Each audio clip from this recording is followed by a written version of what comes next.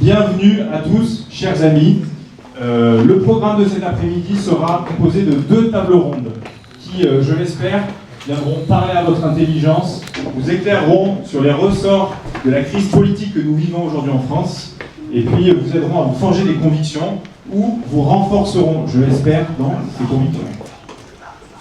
Pour introduire notre colloque, je vous présente François Davin, qui est le fondateur du blog La Faute à Rousseau, et à qui je laisse le privilège d'introduire notre colloque. Merci. Merci Aurélien. Bonjour à tous. Est-ce que ce micro marche? Vous m'entendez? Bien. Alors, merci à tous. Merci d'être venus. Nous étions ici même il y a un peu plus d'un mois pour un 21 janvier d'exception. Beaucoup parmi vous y étaient, avec Jacques Trémollet-Dubinaire, qui est toujours très bon, mais qui ce jour-là a été plus qu'excellent.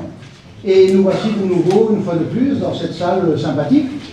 Après ce colloque, je suis certain que vous serez aussi contents que la dernière fois, parce que j'ai été avec ceux qui l'ont préparé, j'ai vu, je flaire un peu la qualité des intervenants, et puis nous aurons 20 minutes.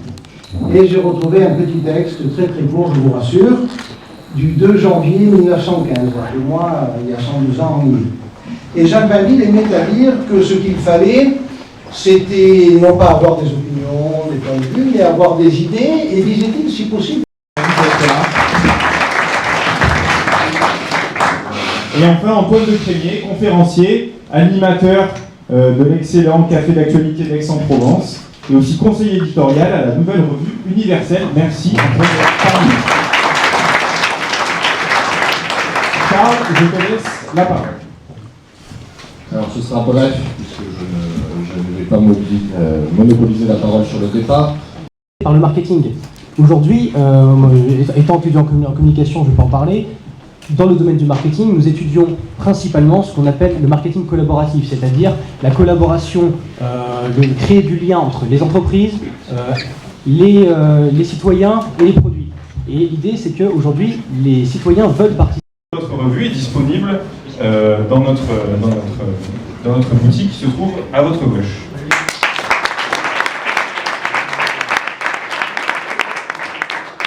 Merci à tous les cas d'être là. Philippe, je te laisse la main. Merci. Voilà, la première table ronde a esquissé d'une manière assez frustre un certain nombre de critiques sur lesquelles nous allons évidemment revenir en les approfondissant. Non, excusez-moi, je me suis trompé. Donc, la première table ronde a permis d'établir solidement les bases nécessaires au développement que nous allons maintenant esquisser, nous, sur ces bases-là, puisque la première table ronde nous a permis de comprendre que ce qui est fondamental dans notre critique aujourd'hui, c'est que nous n'avons plus besoin d'enseigner le peuple, et que c'est bien plutôt le peuple qui a désespérément envie d'enseigner les politiques. Et le peuple enseigne les politiques de différentes manières, depuis le fait de participer que très faiblement aux élections, jusqu'au fait de manifester très vigoureusement un appétit d'une autre démocratie, ou plutôt d'ailleurs que d'une autre démocratie. Ce que le peuple manifeste, c'est un désir de pouvoir, ce pouvoir qui est prétendument accordé dans la philosophie démocratique au peuple à travers les institutions, puisque les institutions, mystérieusement, considèrent que le peuple est souverain, mais qu'il délègue sa souveraineté, et qu'ensuite les institutions, par... Merci Monsieur le Président de séance, Monsieur le Président, chers camarades, chers amis. Avant toute chose, je tiens à remercier toute ma section pour le soutien qu'ils m'ont apporté durant cette rédaction et pour tout le soutien qu'ils m'apportent encore aujourd'hui, ainsi pour votre confiance. Rarement une constitution n'aura suscité l'intérêt renouvelé, sinon la verve des juristes et des politistes, que celle de la Ve République, au point de demeurer un objet de réflexion. Peut-être parce que cette République, née dans des conditions difficiles et ne devant survivre à ses créateurs, fit la preuve d'une longévité exceptionnelle. L'évocation de la Constitution du 4 octobre 1958 appelle inéluctablement des personnalités, telles que Charles de Gaulle, Georges Pompidou, René Capitan, ou encore Michel Debré, architecte, puisque tel est le mot consacré de cette Constitution, qui aujourd'hui encore nous régit. Précisons toutefois que Michel Debré, qui a été le véritable rédacteur de cette Constitution de la Ve République, est non seulement un libéral, mais aussi un jacobin pur et dur. Force est de constater que ce texte constitutionnel qui nous régit présente des différences certaines avec le texte originel de 1958. jouit de nombreuses révisions, 24 au total. On pourrait peut-être parler de révisionnité aiguë ou de même de bougeotte constitutionnelle. La lettre de la Constitution du 4 octobre a su se moderniser, s'adapter, en un mot, épouser son temps, et peut-être sans renier ou sans trahir son esprit ou son âme. Mais est-ce qu'on en est véritablement certain? Et sommes-nous véritablement certains de l'identité profonde et de la réalité de l'âme et de l'essence même de la Constitution de la Ve République? Rien n'est moins sûr. Je passe sur le bref rappel historique, mais simplement, essayons de nous souvenir d'une date, celle du 13 mai 1958. C'est-à-dire que, conséquemment à l'investiture du gouvernement de Pierre Pflimlin, MRP, des événements graves, on ne peut pas dire un assaut, éclate du côté d'Alger, et dès lors, les officiers supérieurs de l'armée française créent le comité de salut public et font appel au général de Gaulle. Le général de Gaulle répond favorablement à cet appel, à la condition qu'il soit investi, lui et son gouvernement, des pouvoirs suffisants pour pouvoir changer la Constitution. Et cette chose est faite, le gouvernement du général de Gaulle est investi massivement, 329 voix pour, 224 contre, et c'est un gouvernement de large coalition allant de la droite aux socialistes, en passant par les centristes et les radicaux. Ainsi, l'ennemi des partis commence sa révolution juridique et politique contre le régime des partis, en se mettant d'une certaine façon lui aussi en marche par la loi constitutionnelle du 3 juin qui acte le changement de régime. La loi normative et symbolique, en ce sens qu'elle n'est pas porteuse seulement de règles, mais aussi de valeurs qui expriment une certaine idéologie plus ou moins marquée. Cette communication s'orientera vers une analyse de l'efficacité de la loi fondamentale de 58, étant précisé que mesurer l'efficacité d'un texte consiste à évaluer le degré de réalisation d'un objectif prédéterminé, justifiant l'adoption de mesures contenues dans ce texte. Dans les États de droit moderne, ce but est en principe l'enracinement de la démocratie et la stabilité des institutions. Dès lors, est-ce que l'on peut considérer la Constitution de la Ve République comme une révolution juridique et politique ayant réussi définitivement à corriger les défauts comme les désastreux excès des 3e et 4e? Nous verrons que, malgré les réels progrès, les réelles avancées et l'ambitieux projet de réaliser une synthèse entre les traditions monarchiques et républicaines, la Constitution de la Ve est peu à peu rattrapée par les vieux démons du régime partisan, provoquant aujourd'hui les ratés, les pannes et pouvant expliquer ce que nous pourrions considérer et son peuple. Il s'agirait donc de passer outre la représentation nationale, c'est-à-dire le pays légal, pour ne s'en remettre qu'au jugement du pays réel, qui donnerait d'ailleurs toute sa légitimité au président de la République, qui depuis 1962 n'est non seulement plus porté au pouvoir par ce fameux pays légal, du moins en théorie, mais bien par le peuple. Le raisonnement est simple, si tout pouvoir vient du suffrage universel, celui qui a le plus de pouvoir doit en passer par là. Cette modification de l'élection présidentielle a d'ailleurs été fortement encouragée par René Capitan, qui va justifier l'évolution du régime dans le sens d'une personnalisation, où il voit avant tout un approfondissement de la démocratie. Autrement dit, à partir du moment où on essaie de se rapprocher d'une tradition monarchique, on se rapproche d'une démocratie réelle et on se reconnecte avec le pays réel et on se reconnecte donc avec l'identité profonde et avec l'âme profonde du pays. 8 référendums ont été organisés, dont 4 par le général de Gaulle. 61 autodétermination de l'Algérie, 62 accord d'Évian et élection du président de la République au suffrage universel direct. Et j'en profite pour placer la jurisprudence du Conseil constitutionnel du 28 octobre 1962, 20 décès Conseil constitutionnel, qui se dit incompétent pour contrôler la conformité de la loi référendaire à la Constitution. Autrement dit, le Conseil constitutionnel n'ira pas invalider un résultat de référendum. Je n'invalide pas une décision prise par le pays réel, encore une fois. 1969, régionalisation et réforme du Sénat. 72, ratification du traité portant élargissement du marché commun. 88, statut de la Nouvelle-Calédonie. 92, Maastricht. Et 2005, traité portant projet de constitution pour l'Europe. Une question se pose. La partie gaulienne du référendum peut être considérée comme une coutume ou un usage auquel les successeurs d'un des pères fondateurs de la Constitution seraient tenus. Difficile de répondre par l'affirmative, dans la mesure où une telle pratique s'est éteinte en même temps que son créateur, et dans la mesure où les successeurs du premier président de la Ve République n'ont jamais démissionné suite à un résultat référendaire négatif. Or, pour qu'une coutume soit véritablement considérée comme telle, il est nécessaire que les sujets de droit concernés par l'usage soient convaincus du caractère obligatoire et des effets de droit produits par le dit usage. D'ordre sans hiérarchie ni sans subordination. La Constitution représente ici la forme particulière de domination qui est propre à chaque État. Cette conception positive de la Constitution, assez complémentaire insiste sur l'élément décisionnel qui renferme, selon l'auteur, l'essence de la Constitution. La Constitution, au sens positif, naît d'un acte du pouvoir constituant. L'acte constituant, autrement dit, Verfassungsgebung, en tant que tel, ne contient pas telle ou telle normation particulière, mais détermine par une décision unique la globalité de l'unité politique du point de vue de sa forme particulière d'existence. Cet acte constitue la forme et le genre de l'unité politique dont l'existence est présupposée.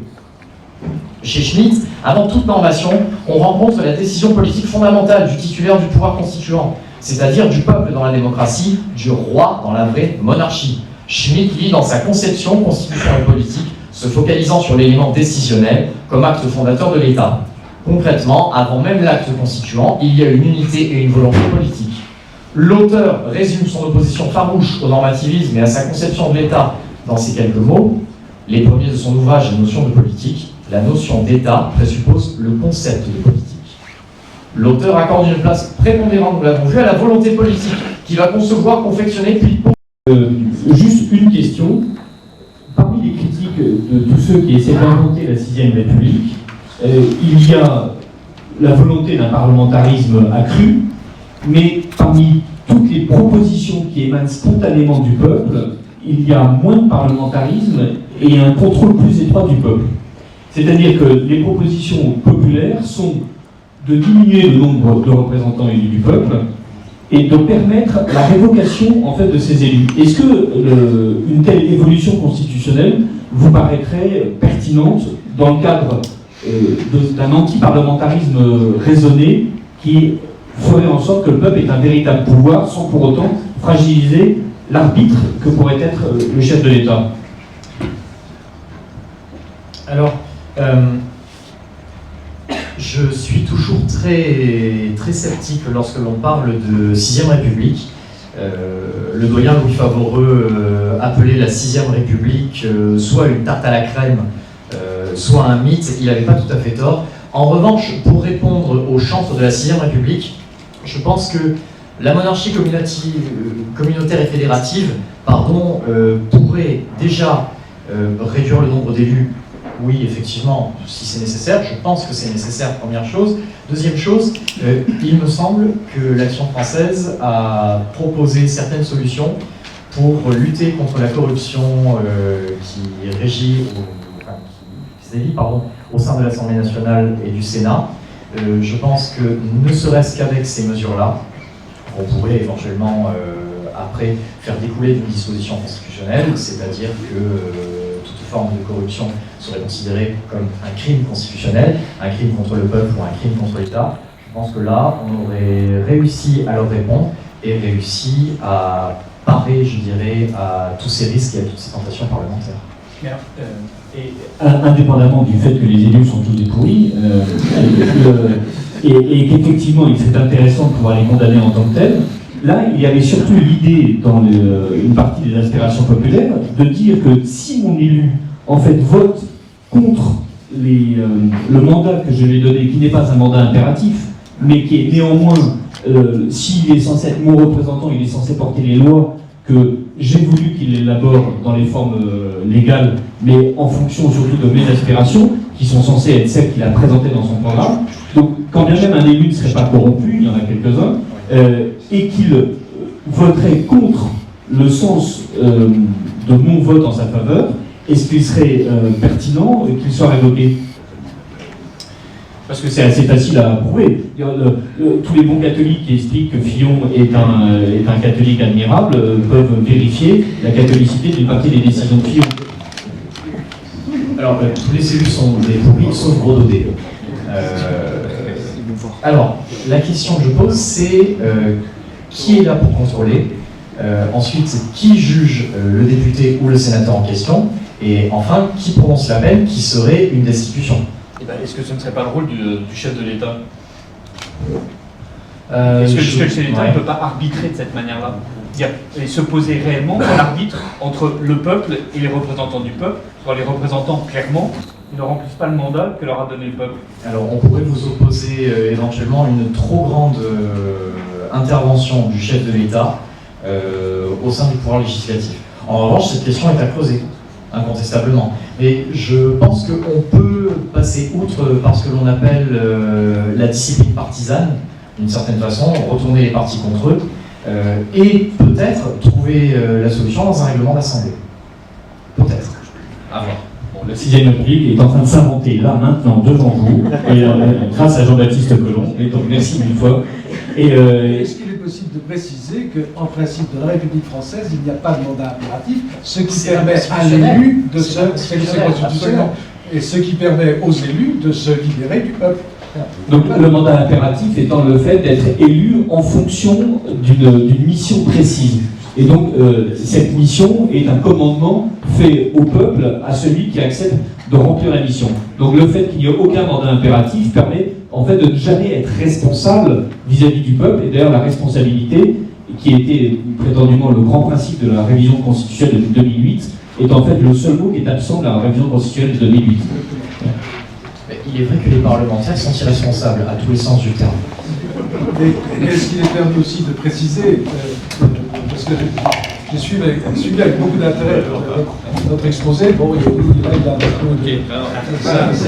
Allez, on va utiliser le troisième. C'est la voie royale. Je suis avec beaucoup d'intérêt ce que vous avez expliqué. Ça marche comment ce truc-là? En théorie, il marche. Mais il faut parler quasiment. Oui, simplement pour le caractère hybride de la 5e République, en fait c'était un équilibre qui était dû au général de Gaulle. La 5e République, elle est gaulienne et elle est gaulliste. Elle n'était faite que pour ça. Et maintenant elle est devenue une quatrième ou une troisième, ou ce que vous voulez, enfin une république ordinaire qui se terminera comme les précédentes. Effectivement, vous avez absolument raison, la 5e République est gaulienne, et d'ailleurs c'est un jeu de mots qui avait été, que j'avais trouvé dans un petit ouvrage que je vous recommande véritablement, qui s'appelle Le Petit Livre Rouge du Général, et qui recense en fait la totalité des perles de Charles de Gaulle, et Dieu sait s'il y en a. Et l'une des premières perles que l'on trouve, c'est d'abord la pensée gaulienne n'est pas faite pour servir, mais pour être servie. Et ensuite, la Constitution est faite pour servir l'intérêt, entre parenthèses, du, et ensuite général. Et c'est vrai que ce principat gaulien est passionnant, et c'est pour ça qu'on pensait que la Constitution, la 5e, n'allait pas survivre en fait à son fondateur. Et il est vrai que Georges Pompidou a fait les choses dans un style beaucoup plus épuré, mais malgré tout fidèle à la tradition de son prédécesseur.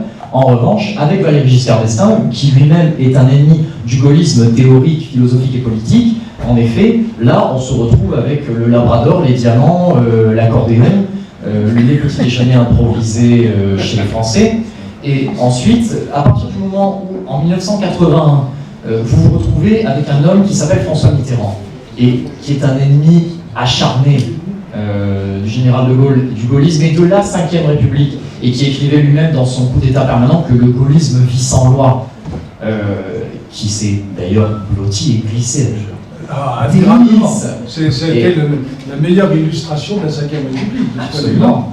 Avec une jouissance inouïe dans le costume de président de la République, on a eu une déconstruction lente, mais certaine, de cette 5e République, à tel point que même parfois on s'est intéressé au pseudo-idée constitutionnelle de François Mitterrand.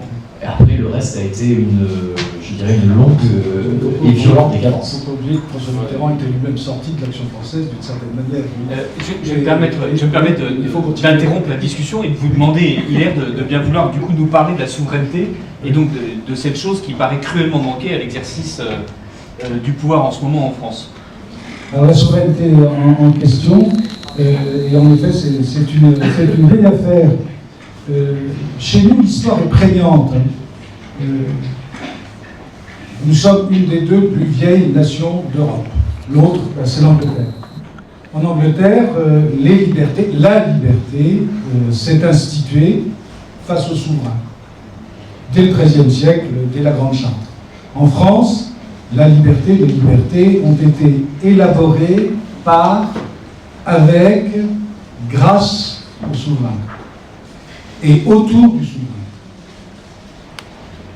chez nous, le rôle de l'État, ce qu'on appelle chez nous la puissance publique, et avec tout le développement du droit public et tout le développement des légistes, les grandes considérations précisément sur la souveraineté. Mais en France, c'était extrêmement concret. Lorsque l'on parle de souveraineté, il est évident qu'on emploie déjà une notion qui en elle-même est abstraite. En France, la souveraineté, c'était concrètement le souverain. Pour revenir à la Constitution de la Ve République, les articles essentiels sont au titre 2, celui du chef de l'État. Une fois que vous avez défini cela, vous avez le reste, on va dire, c'est secondaire, c'est uniquement pour amuser la galerie et permettre aux parlementaires de discuter entre eux. Mais c'était ça la pensée, je pense, profonde. Et chez nous, c'est dans le fond très ancien. Et c'est une pratique. Ensuite, on a eu les gloses des légistes. On n'est pas là pour faire un cours d'histoire, donc on ne va pas revenir là-dessus. Mais y compris le mot de loi salique. Tout ce que l'on a construit sur les lois fondamentales du royaume était induit d'une réalité qui posait des problèmes et des problèmes qu'il fallait résoudre. C'était essentiellement pratico-pratique. Et plus important que le mot souveraineté, parce que le mot souveraineté peut devenir un piège, ce qui est le cas aujourd'hui, avec le mot, par exemple, souverainisme. En France, la souveraineté, je le répète, c'était le souverain. C'était clair, c'était simple, c'était clair, c'était précis. Souveraineté à l'intérieur, les libertés, du coup, en France, sont des pouvoirs, et des pouvoirs concrets, réels, des franchises, comme on disait, et qui s'organisent autour du souverain et en dépendance du souverain qui en est le garant. Alors ça se passe plus ou moins bien. De temps en temps, il y a des coups d'épée, de temps en temps, il y a des répressions, de temps en temps, il y a des révoltes, mais en gros, c'est comme ça que s'est constitué ce qui reste à tout jamais le royaume de France. Et on ne pourra pas, sauf à ce que la France se dissolve totalement, enlever de notre histoire cette caractéristique absolument fondamentale. Donc, souveraineté intérieure, et à l'extérieur, le souverain affirme, porte la liberté de la nation, ce que nous appelons l'indépendance de la patrie. Donc, et c'est navrant de penser que Louis XV avait résolu d'une certaine manière le problème. Il faut se souvenir de ce discours admirable de Louis XV, au fameux lit de justice appelé de la flagellation. Il est arrivé avec son fouet de chasse, et avec en vote, il a fait exprès évidemment, et puis il a rappelé comment vous prétendez représenter la nation comme un corps indépendant. Mais la nation et sa tête, et je suis sa tête, font un corps ensemble. Et il n'est pas question de distinguer. Je suis le souverain. Et vous exécutez les ordres, sinon je vous envoie en exil, allez donc voir ailleurs. Et on réorganisera une justice.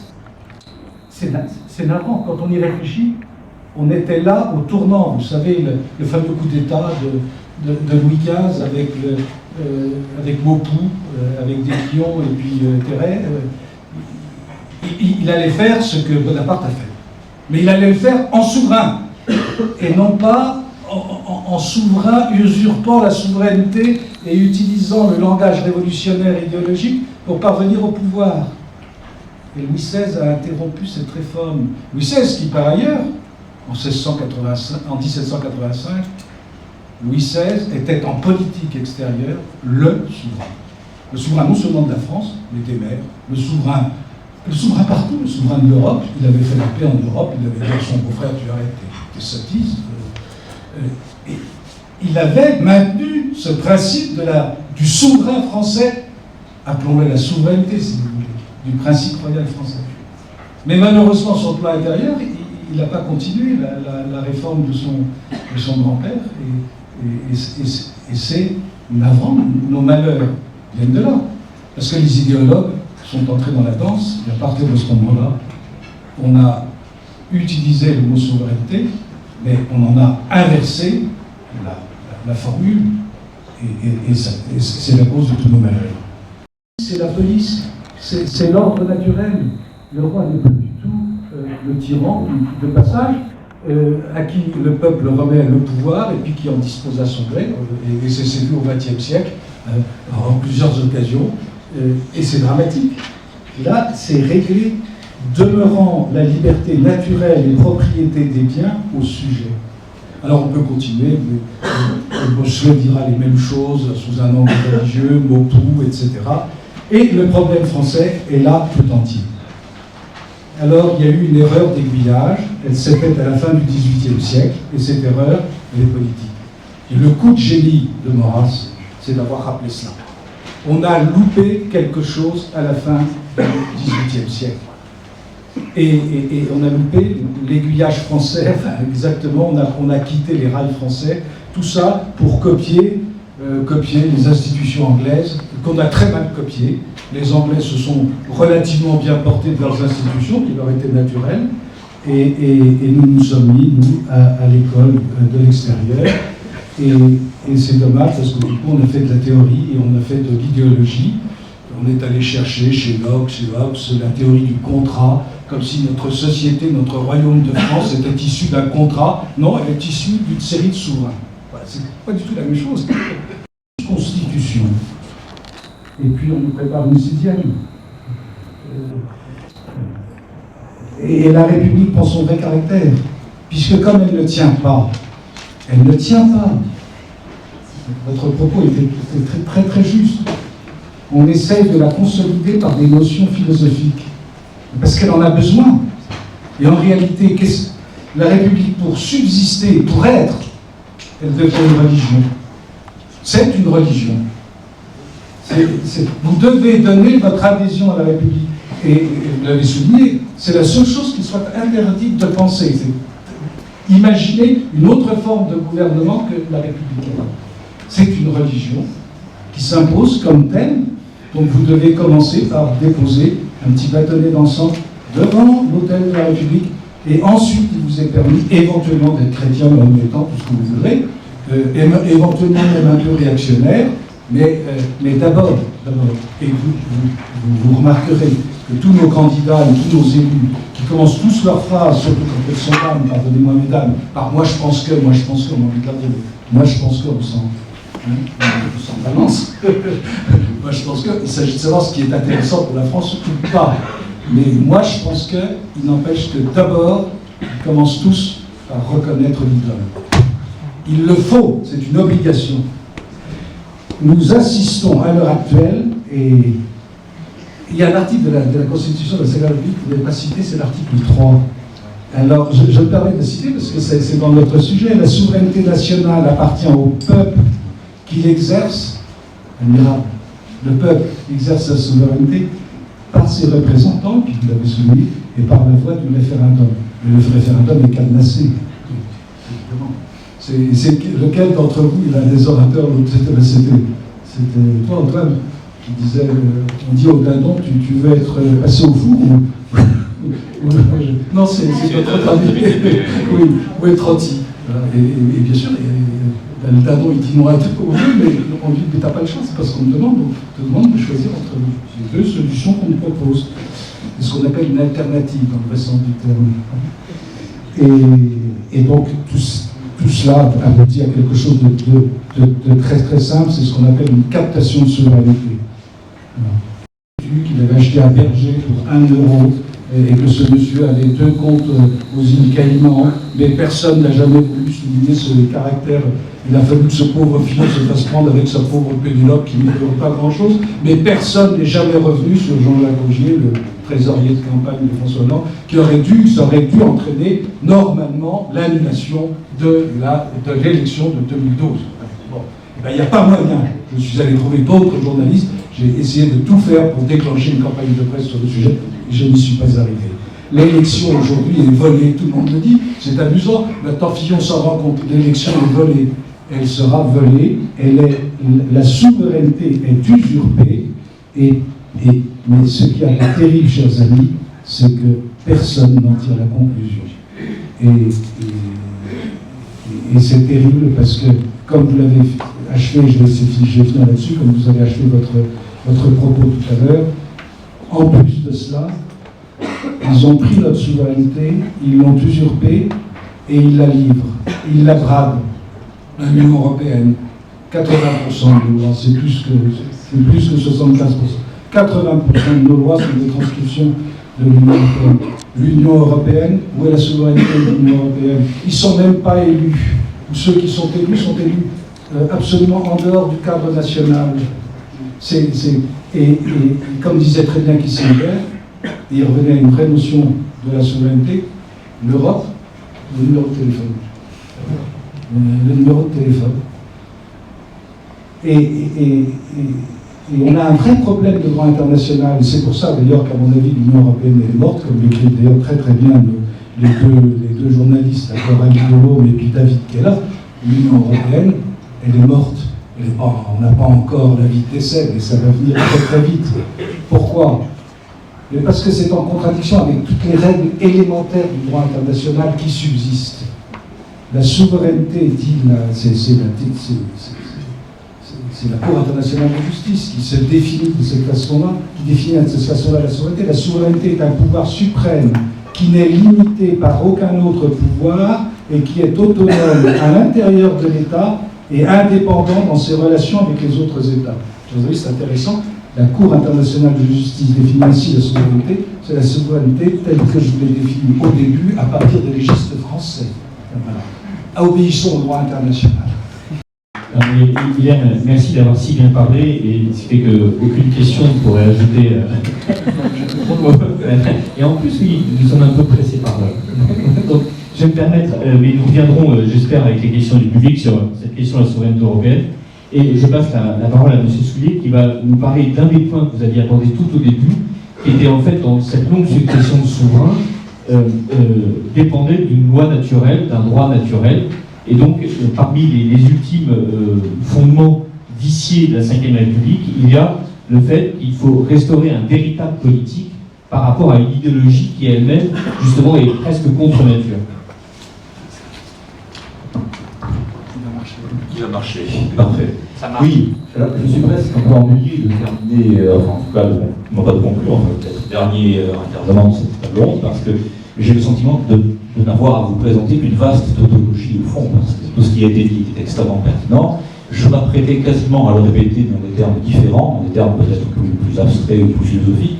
Je proposais un regard tout de même un peu différent. Néanmoins, il me semble que quel que soit l'ordre qui ait été adopté, celui de la Constitution, celui du droit ou bien celui de l'histoire, et nonobstant tout ce qui a été dit lors de la première table ronde, il me semble qu'il y a un très large consensus parmi les propos qui ont été tenus, donc, ou ceux que je vais m'efforcer de tenir. Donc restaurer le politique face aux idéologies de la reconstruction, cela suppose dans un premier temps, me semble-t-il, de définir le politique, enfin en tout cas de songer qu'il y a un politique, qu'il y a du politique, qu'il existe. Ça ne va pas du tout de soi, du tout. J'ai été très attentif aux deux exposés qui ont été faits, et le vôtre, M. de Crémier, m'a permis peut-être me permettrait peut-être de synthétiser mon propos, mais d'une manière beaucoup trop brutale, ce n'est pas le jeu. Mais vous avez évoqué les théories du contrat, les théories contractuelles, bien sûr, celles de Hobbes, celles de Rousseau, qui sont au fondement de toutes les fictions modernes, et donc de la fiction républicaine moderne et démocratique, puisque c'est de fiction dont il s'agit. Les théories contractuelles, vous savez, supposant que la sociabilité n'est pas naturelle en l'homme. Autrement dit, et c'est là que l'on se heurte, et où il y a une ligne de fracture très forte, où on se heurte contre l'idée classique, celle que nous partageons, je pense ici, qui est qu'au contraire, l'homme est un animal naturellement politique. C'est la pensée d'Aristote, bien sûr. Si on dit que l'homme est naturellement un animal politique, on peut considérer que toutes les théories qui vont à l'encontre de cette pensée-là sont des théories qui vont précisément dénaturer l'homme. Et c'est là où l'on rejoint l'idée de la déconstruction. Si notre caractère politique n'est pas naturel, mais qu'il est construit, s'il a un caractère artificiel, toutes les manipulations sont possibles et imaginables. Toutes les manipulations dans l'ordre idéologique, vous l'avez dit, le souverain, c'est pas un être abstrait, mais dans l'abstraction, on peut faire et dire absolument tout n'importe quoi. Manipulation donc idéologique, nous y sommes en plein, c'est un renronnement, c'est une propagande, c'est la publicité. Manipulation génétique, n'ayons pas peur des mots, il n'y a pas de nature humaine. Il n'y a pas de raison pour que si l'homme n'est pas un animal de nature, il n'est pas plus un animal de nature que ce soit, il est entière, il est en artifice entier, il est artefact. Donc on peut le modifier, on peut faire de la génétique, on peut faire des expériences, rien ne l'interdit, rien, absolument aucune loi transcendante précisément, il n'y en a pas, nous sommes dans la pure immanence. Donc on peut manipuler, et ce n'est pas un hasard d'ailleurs, c'est le premier secteur, le premier lieu de la manipulation, c'est la famille. Bien sûr, vous avez dit que le souverain était paternel. Bien sûr, on va attaquer la paternité, on va l'attaquer de toutes les façons possibles et imaginables. On va attaquer la famille de toutes les façons possibles et imaginables. C'est presque anecdotique cette histoire du mariage. Ce n'est qu'un début. Hein. Après tout, imaginons, puisqu'on est dans la fiction et dans le délire, imaginons que si nous hominisons, si on devient de plus en plus homme en quittant la nature et en récusant ce qui fait de nous des êtres naturellement et fondamentalement politiques, on peut très bien imaginer la filiation, la paternité sont mises à mal tout le temps, hein, en permanence. Mais imaginez une société dans laquelle on remettrait en cause le nom même que nous portons. Ça a déjà commencé, hein, le nom de famille n'est plus transmis par le père, il peut être transmis par la mère, on peut en avoir 2, 3, 4, on peut multiplier, pourquoi pas les grands-parents, enfin tout ça peut être. Mais imaginez que l'on arrive à mettre en cause, et c'est tout à fait cohérent, c'est la logique folle du délire idéologique, mais imaginez qu'on permette à des jeunes gens, à partir de 18 ans, le législateur se réunira, je ne sais pas, on peut définir les conditions de réunion, mais on peut très bien imaginer qu'on laisse la possibilité aux enfants de choisir leurs parents. Ils auront eu d'un côté, et encore de moins en moins, parce que tout ce truc-là c'est encore naturel, la reproduction sexuée est elle-même est remise en cause, hein, GPA, PMA, on est en pleine déconstruction, mais c'est normal. Donc imaginons qu'il y a encore des enfants qui naissent de l'union d'un homme et d'une femme. Je reconnais que c'est très hardi comme hypothèse. ça en voie de disparition et ça disparaîtra de plus en plus vite. Imaginons-le. Ils naissent d'un homme et d'une femme, d'accord, ils se sont octroyés une paternité et une maternité, de logique naturelle, d'accord, mais c'est scandaleux, au nom de quoi l'enfant n'aurait pas le droit, quand il aura atteint l'âge de raison, on va fixer quand, à 7 ans, 10 ans, 15 ans, 18 ans, la majorité, de choisir ses propres parents, d'élire ses propres parents. Au fond, la paternité ou la maternité sont encore des aliénations terrifiantes pour les modernes. S'il y a du restaurable. Pierre Boutan a fait de la politique un souci. En 1948, la politique considérée comme un souci, c'est son premier livre directement politique, il y en aura d'autres, il aura complété le pouvoir légitime en 1958, et puis il devra reprendre le pouvoir en 1978. La politique est un souci aussi, c'est un souci. Alors quand Boutan écrit la politique comme souci, il a en tête Heidegger, il a en tête le Sorge allemand, le souci, l'angoisse. Le souci politique, c'est le souci, ça signifie prendre soin. Il y a quelque chose dont on doit prendre soin, dont la vie en société consiste à prendre soin. Et j'ai tendance à considérer que ce dont il faut prendre soin dans le souci politique, tenez-vous bien, c'est le jardin. C'est le jardin, et je dirais le jardin à la française. La métaphore du jardin est très importante chez Boutan, on la retrouve dans son La Fontaine politique, ce n'est pas un hasard non plus. Il y a quelque chose à cultiver, il y a quelque chose à vivre. Et ce quelque chose, on retrouve la pensée politique classique aussi, traditionnelle, c'est l'amitié. La société politique implique une amitié, c'est ce que Aristote appelle la philia. Et ce que vous trouverez, ce que paraît, s'appellera plus tard les amitiés françaises, mais on est dans le même registre. Hein. Il faut qu'il y ait une amitié politique et une inimitié, donc, entre nous. Donc, je crois que la politique donc, existe. Enfin, le politique existe, il peut être défini d'une manière assez abstraite, mais malgré tout, au moins pour de temps concrète, à partir du moment où on vise les conditions premières de l'existence. Que les dévots de la démocratie, de la République, tout ça, c'est les pharisiens, bien entendu. Hein. Donc la démocratie, je crois que c'est ces trois thèmes.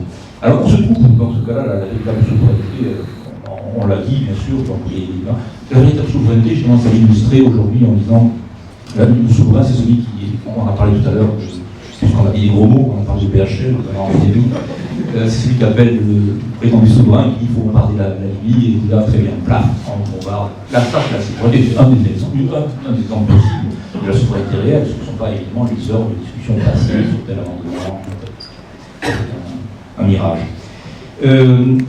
Cette démocratie, donc, c'est aussi, je crois, le lieu d'un grand divertissement, mais au sens le plus pascalien du mot, c'est-à-dire qu'il faut nous anesthésier, il faut nous divertir. Quelqu'un tout à l'heure employé la formule de pain et des jeux, c'est toi David, je crois. Nous sommes dans ce registre du pain et des jeux. Donc tant qu'en gros nous avons du pain, tant qu'il y a Internet et tant qu'il y a de l'essence, je crois qu'il n'y aura pas de problème de rébellion massive. Enfin, l'anesthésie fonctionne. Sauf qu'on aura lieu ici, moi, des petites structures, comme ça je rappelle, que l'on s'administre les uns les autres, mais qui font le plus grand bien entendu. Alors ce divertissement, ce spectacle, c'est ce que Platon, et pourtant Pierre Mouton a beaucoup réfléchi là-dessus, c'est ce qu'il appelait la théâtrocratie. C'est une notion qu'on retrouve dans les lois, le dialogue de Platon, je l'ai évoqué tout à l'heure le Philèbes, dans le dialogue des lois, Platon, évidemment, enfin, c'est pas l'alpha et l'oméga, c'est l'alpha sans doute de la pensée occidentale, mais en tout cas il y a beaucoup de choses aussi qui nous concernent pour notre temps. La théâtrocratie, c'est la mise en scène du rapport, la mise en scène spectaculaire du pouvoir, et des rapports du pouvoir. C'est une notion dont Guilbord se souviendra aussi, quand il n'est jamais nommé, mais dans la notion de société du spectacle. Nous sommes dans la mise en scène, dans la représentation théâtrale. Et dans la représentation, on a parlé tout à l'heure de démocratie représentative, effectivement, mais elle ne l'est même pas représentative. Il suffit de faire de l'arithmétique pour voir qui a un groupe parlementaire en représentant, je sais pas, le front de gauche à 2% et un groupe parlementaire, le Front National à 5% et à deux individus. Donc, la notion de représentation elle-même n'est même pas efficace, enfin, au sens arithmétique du mot. Donc, je crois que tout ce à quoi nous assistons, précisément, donc c'est à une reconstruction, et une reconstruction qui peut ne pas avoir de fin ni de limite, qui peut être tout azimut, y compris, comme je l'ai dit, sur le plan, pourquoi pas génétique.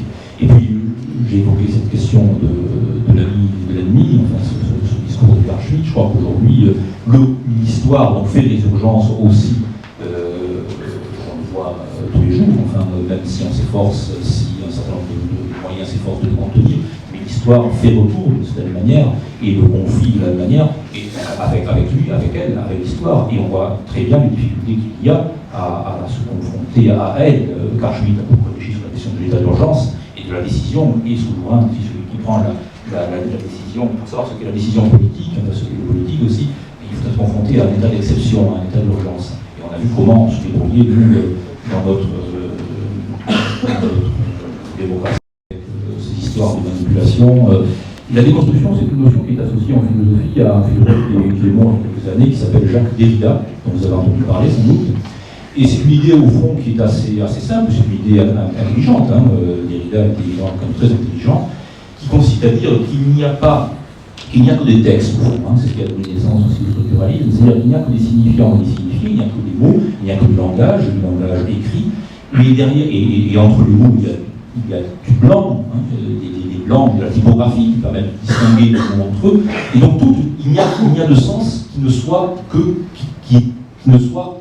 construit. Le sens est toujours construit à partir du texte. Il n'y a pas de sens qui préexiste au texte. Autrement dit, il n'y a pas de loi naturelle, il n'y a pas de loi transcendante, il n'y a pas de loi révélée, il n'y a pas d'être, il n'y a pas de sujet, il n'y a que de l'interprétation, Et l'idée de la déconstruction sur laquelle nous vivons, la déconstruction est une anti-métaphysique parce qu'elle nie de l'au-delà de la physique, bien sûr, mais la pensée de la déconstruction a triomphé aujourd'hui. Nous sommes dans un registre où tout est absolument pensé à partir de la négation d'un sujet, d'un centre, d'un père, d'un roi, enfin, de toute idée de centralité et de toute idée d'objectivité. Il n'y a plus que il n'y a plus au fond que du commentaire, et du commentaire de commentaire. Les lecteurs comme la vache au taureau, et donc comme nous ne sommes pas contraints nous de nous comporter de la sorte, et que nous n'avons pas des lecteurs comme la vache au taureau, que nous respectons ceux que nous sommes nous, c'est-à-dire le peuple français, tout simplement, je vous dirais avec Peggy, cette phrase qui est, je crois, enfin très belle, et qui résume bien ce que je crois en dernière analyse, c'est que d'être peuple, il n'y a encore que cela qui permettent de n'être pas démocrate. Tous les orateurs qui nous ont prouvé, le premier, que la constitution de la Ve République avait un défaut initial qui n'a été qu'accentué par l'ensemble de ses révisions, et qui est le fait de se soumettre toujours plus à un contrôle extérieur, d'une certaine manière, à la volonté qu'elle avait prétendu définir au départ.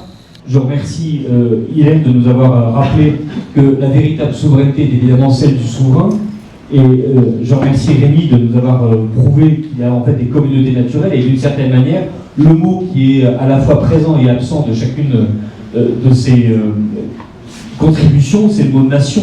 Et donc, effectivement, la Constitution française n'est pas une constitution nationaliste qui poserait d'abord la nation comme une évidence naturelle sur laquelle se bâtir.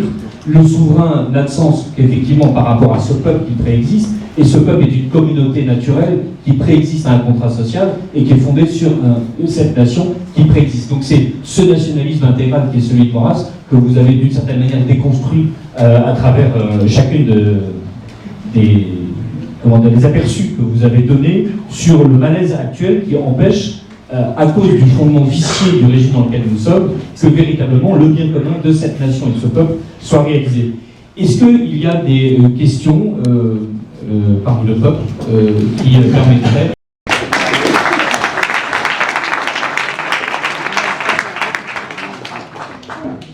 Luc, tu m'as confié la lourde tâche de conclure notre beau rendez-vous d'aujourd'hui et accessoirement de prendre la parole après d'éminents intervenants qui vous ont tous dit l'essentiel.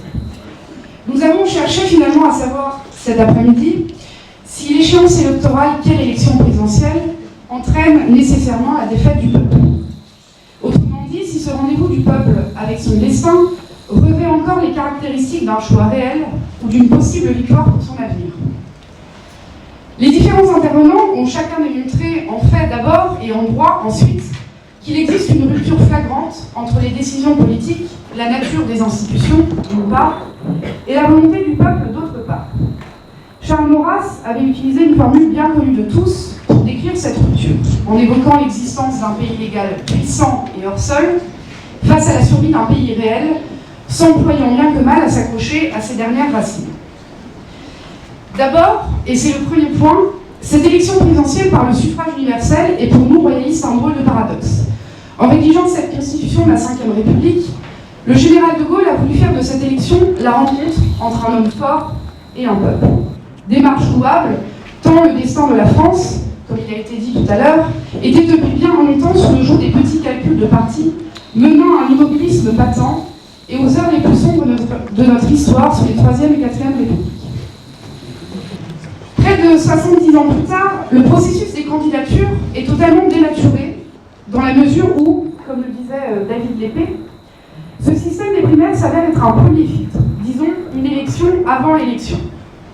Plus de place pour l'homme providentiel. Au contraire, chemin est fait pour les éléphants, les poids lourds et les vieilles têtes colorées. Là où, au contraire, le chef de l'État devrait incarner à lui seul l'unité de la nation, il est désormais le chef d'un appareil condamné à ne pas agir par souci des compromis passés et à venir avec ses adversaires. En somme, le président élu pour 5 ans passe sa première année à se rendre compte qu'il est le chef de l'État, sa seconde à faire semblant de mettre en œuvre une réforme un peu méchante, sa troisième en entrant dans l'inaction et à se lamenter de son impopularité, et enfin les 2 dernières à penser à sa réélection. Plus concrètement, nous vivons une campagne présidentielle absurde. Nous voyons bien que les magiciens, les professionnels de la politique foisonnent à mesure que l'élection présidentielle approche, et celle-ci, indéniablement, nous promet suspense, rebondissement et issue incertaine. On pourrait croire que la multitude des projets qui nous sont soumis sont le signe d'un régime politique en bonne santé. On pourrait également être séduit par une nouvelle génération d'hommes, tous parlant au nom du peuple, proposant à qui veut l'entendre espoir, force, redressement, changement radical et bonheur pour tous. Il suffit de se pencher un peu plus sur les hommes et les projets. À gauche, Jean-Luc Mélenchon, Benoît Hamon, Emmanuel Macron, François Fillon, ça fait trop de honte, Marine Le Pen. La liste serait trop longue, mais les personnalités et la mécanique des partis cités se suffisent à elles-mêmes pour faire la démonstration d'une pure illusion. Ces hommes politiques qui prétendent incarner le renouveau des idées, mais surtout pas des actes, sont pour les Français qui n'oublient pas trop vite des têtes bien connues de la vie politique du système républicain. Il est d'ailleurs opportun de rappeler leurs lettres de noblesse, si j'ose dire, respectivement sénateurs, ministres ou encore premiers ministres. Leurs parcours sont éloquents. Ils ont tous eu la chance d'exercer les plus hautes fonctions de l'État. Ils sont donc tous responsables, au moins complices, de l'échec total de la République. Bien sûr, loin de nous l'idée de s'émouvoir de cet échec, et encore moins de vouloir venir au secours d'un système que nous dénonçons depuis plus d'un siècle. Notre maigre ambition ici, et nous nous sommes employés à le faire cet après-midi, est d'éclairer les Français sur la tragicomédie qui les attend s'ils ne se réveillent pas. Les crises sociales d'abord, inégalité de richesse, zone islamisée, échec scolaire, démographique, immigration de masse, faible renouvellement de la population autochtone, économiques, mondialisation, chômage de masse, désindustrialisation, mauvaise répartition de l'impôt, sont le résultat de leur politique désastreuse. Bien entendu, l'année qui s'est écoulée peut nous donner quelques raisons de nous réjouir.